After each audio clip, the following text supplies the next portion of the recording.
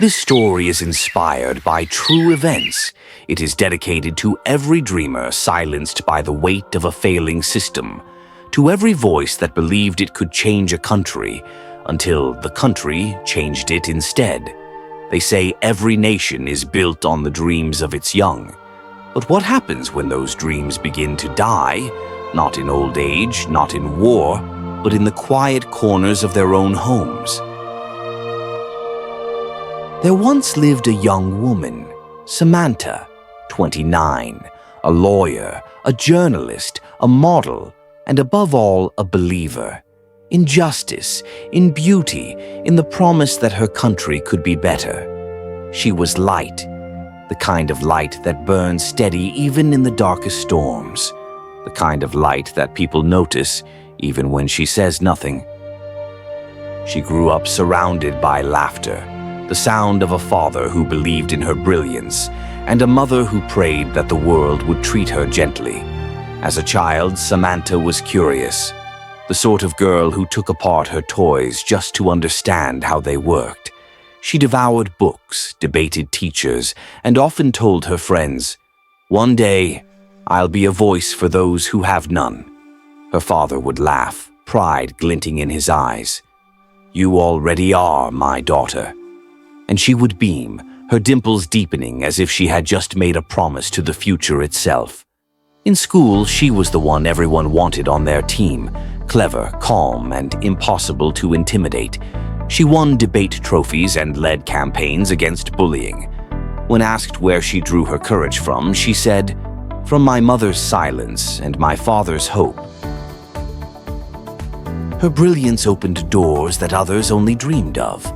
A scholarship carried her across oceans to a place where the air smelled of rain and opportunity, where trains ran on time and lights never flickered at night. For years, Samantha studied there, law, journalism, and the art of storytelling. Her professors called her a force of nature. Her friends said she had a heart too big for one person, a mind too sharp for her age. In photographs, she stood tall, elegant, radiant, a model in more ways than one. She built a life abroad, steady job, new friends, and a fiancé named Daniel. He was gentle, thoughtful, with eyes that saw her not for who she was, but for who she wanted to become. They talked about everything, dreams, politics, love, the world they would one day build together. And yet, beneath her laughter, a shadow lingered, a yearning, a whisper that kept calling her home. "This isn't where I'm meant to make a difference," she told Daniel one evening as the sun slipped below the skyline. "It's too easy here, too comfortable. My people are suffering and I can't stay away, knowing that my voice could matter." Daniel held her hand, fear hidden behind his smile. "Then promise me," he said softly, "that you'll be careful, that you'll come back." She nodded. "I promise." But sometimes even promises break against the weight of destiny. She returned home not because she had to, but because she believed she could help. A fresh graduate, a law degree in her hand, and the fire of change in her chest. While others her age sought escape, she walked back into the storm. Her parents were proud but afraid. Her father had already booked her ticket for a master's program abroad, hoping she would build her future far from the chaos. But Samantha insisted, "Let me stay. Let me work. Let me serve my country first." And so she stayed. She joined a rising news network, first as a field reporter, then as an anchor. Her voice steady, her face confident, her words carrying both grace and steel. The nation began to know her. Every night, viewers tuned in to see the young woman who spoke truth to power, who reported from flood zones and rallies, who smiled through exhaustion because she believed that telling the truth was her duty.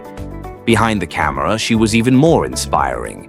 She was a mentor to interns, a sister to her colleagues, a daughter to the elderly staff who called her our sunshine. She worked long nights, produced stories about corruption and hope, and still found time to check on her parents. Sometimes she would drive through the city at dusk, watching the skyline shimmer in fading orange light, and she would whisper to herself, "One day, I'll do more than report stories. I'll change the story." Politics fascinated her, not for power, but for possibility. She dreamed of one day sitting in a Senate chamber, fighting for laws that protected women and children, for systems that worked. She wanted to give her country a heartbeat again. Daniel supported her from afar. Their love survived distance. He often teased, "You'll be president before you come back to me." And she would laugh, saying, "Only if you'll still be my first gentleman." But as the months passed, his teasing turned to concern. The insecurity she reported on the news began to creep closer into her neighborhood, her commute, her very doorstep. Friends urged her to leave. Her father begged her to return abroad. But Samantha, stubborn and passionate, said no. If everyone leaves, who will stay to fix things? One night, after a live broadcast that exposed a major case of government negligence, she sat alone in her car, hands trembling slightly on the steering wheel. The streets were dark, street lights flickered, shadows moved where they shouldn't. In the distance, sirens wailed. For the first time, fear brushed her heart, but she shook it off, started the engine, and whispered, "Courage, Samantha. Courage." She got home late, tired but satisfied. Her apartment was simple but elegant, books stacked on the table, scented candles by the window, framed photos of her parents and Daniel smiling together. She poured herself a glass of water and sat on the balcony, staring at the night sky. She thought of her father, the way he always asked, "Have you eaten? Are you safe?" She thought of her mother's last message, "Don't stay up too late, my sunshine." And she thought of Daniel, who had sent her a photo of the ring again that morning, saying, "Next summer, it's our turn." She smiled softly. "Next summer," she whispered. But the wind that carried her words into the night was not kind, because somewhere just beyond the reach of her peace, something was coming. At dawn, her father woke with unease. He didn't know why. Perhaps it was a father's instinct, that invisible thread between love and fear. He dressed for work, his mind heavy with worry he couldn't explain. He called her phone once, no answer. Twice, still nothing. He told himself she was probably asleep. Hours later, his elder brother's call came, urgent, trembling. "Ifeanyi, you need to come home." Now the world around him blurred, his breath caught. Why? What happened? But his brother said nothing more. He tried to call his wife. She answered, her voice shaking. People had been trying to reach Samantha since morning. Her phone rang endlessly. A friend went to her apartment. The gate was ajar. The silence was wrong. Her father called his office, demanded a chopper to get him home. He prayed all the way, but by the time he landed, the news had already reached him in whispers, in trembling voices, in the kind of silence that makes time stop. She had died that morning, not in war, not in sickness, not by choice. A robbery gone wrong.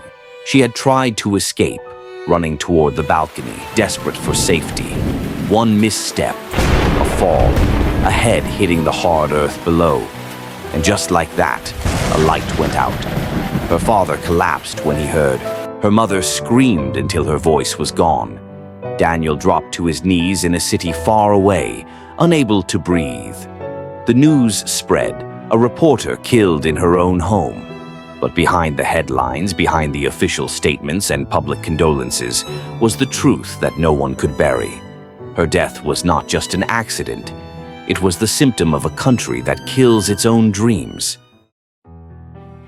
She had believed she could help rebuild the nation that raised her, but that nation couldn't protect her, and in that irony lies the greatest tragedy of all. When the light of a person like Samantha goes out, it doesn't simply disappear. It leaves shadows, long, unrelenting shadows. in the hearts of those who loved her. Her father moved through the following days as if walking inside a dream that refused to end. Every knock at the door made him flinch. Every phone vibration made his chest tighten. Sometimes he caught himself setting aside a plate for her at dinner before the memory struck him again. Her mother barely spoke. She sat by the window where Samantha once sat and watched the sky change color. Friends and colleagues came and went, faces pale with disbelief, hands carrying flowers and unanswered questions. Why her? They asked. But the country never answers why. It only moves on, indifferent, like wind blowing over ashes. In the newsroom where she once worked, her desk remained untouched. Her microphone lay beside an unfinished script about insecurity, the last story she would ever tell. The headline read, "When the people no longer feel safe, nations begin to die." She hadn't even recorded the voiceover yet. Now her silence was louder than any broadcast. Her father tried to stay strong for the family. He told everyone that she was in a better place. But late at night, he would walk to her room, open her closet, and hold her clothes to his face. They still carried the faint scent of her perfume, jasmine and vanilla, the smell of mornings filled with laughter. He remembered their last trip together, a seaside city where they rode an open-roof bus, laughing as gulls chased the sky. She had spoken about her future, about going into politics, about leading with empathy instead of greed. He had listened, proud, unaware that he was listening to the last version of her voice the world would ever hear. Sometimes he replayed old voicemails just to hear her say, "Dad." It was a simple word, but in it lived every chapter of her life, from the little girl with messy braids to the woman who once told him, "I want to change this land." Daniel arrived days later, exhausted, hollow, carrying the ring he never got to place on her finger. He sat beside her parents, unable to find the right words. The world had stolen from him not only the woman he loved, but also the future they had written together. The wedding date circled on his calendar became a wound that refused to close. At the funeral, the sky was heavy with unshed rain. People spoke of her brilliance, her kindness, her courage.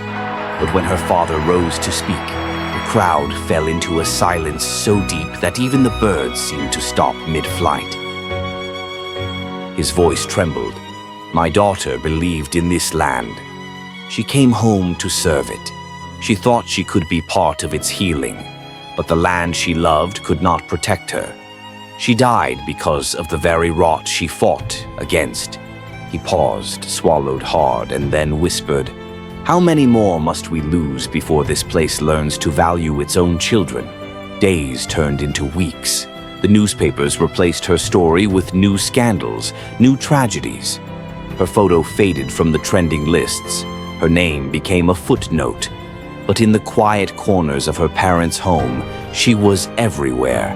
Her mother still cooked her favorite meals, leaving a portion on the table as though Samantha might walk in at any moment. Her father began to write letters to her, to the leaders who never listened, to the generation that still believed. Each letter ended with the same words. "My daughter died because she believed too much in a country that believes too little in its own people." Daniel returned abroad, but something in him never healed. He visited her grave whenever he came back, reading aloud the messages he wished he could still text her. "You were right, Samantha. Change was worth fighting for.